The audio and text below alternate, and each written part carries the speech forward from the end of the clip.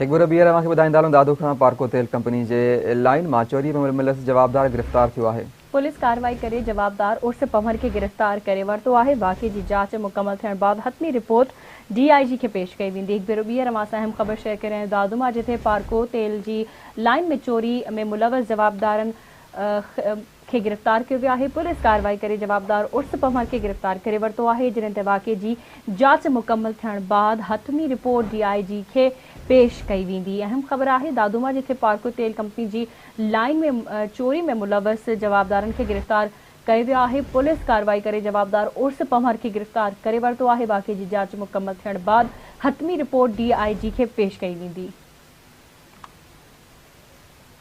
अहम ख़बर है दादू खां पार्को तेल कंपनी जे लाइन मां चोरी में मुलविस जवाबदार गिरफ़्तार किया वियो आहे। पुलिस कार्रवाई करे जवाबदार उर्स पमर खे गिरफ़्तार करे वरितो आहे। वाक़े जी जांच मुकमल थियण बाद हतमी रिपोर्ट DIG खे पेश कई वेंदी। पुलिस जो इहो चवणु आहे। अहम ख़बर है दादू खां पार्को तेल कंपनी जे लाइन मां चोरी में मुलविस जवाबदार गिरफ़्तार किया वियो आहे।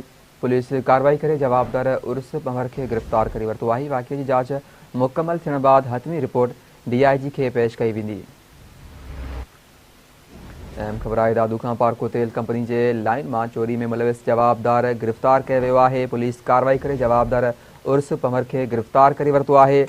ब्रेकिंग न्यूज़ है दादू खां पार्को तेल कंपनी जे लाइन मां चोरी में मुलविस जवाबदार गिरफ़्तार किया वियो आहे। पुलिस कार्रवाई करे जवाबदार उर्स पमर खे गिरफ़्तार करे वरितो आहे। वाक़े जी जांच मुकमल थियण बाद हतमी रिपोर्ट DIG खे पेश कई वेंदी। एक भेरो ॿीहर असां ख़बर शेयर करें दादूमा पार्को तेल कंपनी जी लाइन में चोरी में मुलविस जवाबदार गिरफ़्तार कयो वियो आहे। पुलिस कार्रवाई करे जवाबदार उर्स पमर खे गिरफ़्तार करे वरितो। वाक़े जी जांच मुकमल करे रिपोर्ट DIG खे पेश कई वेंदी।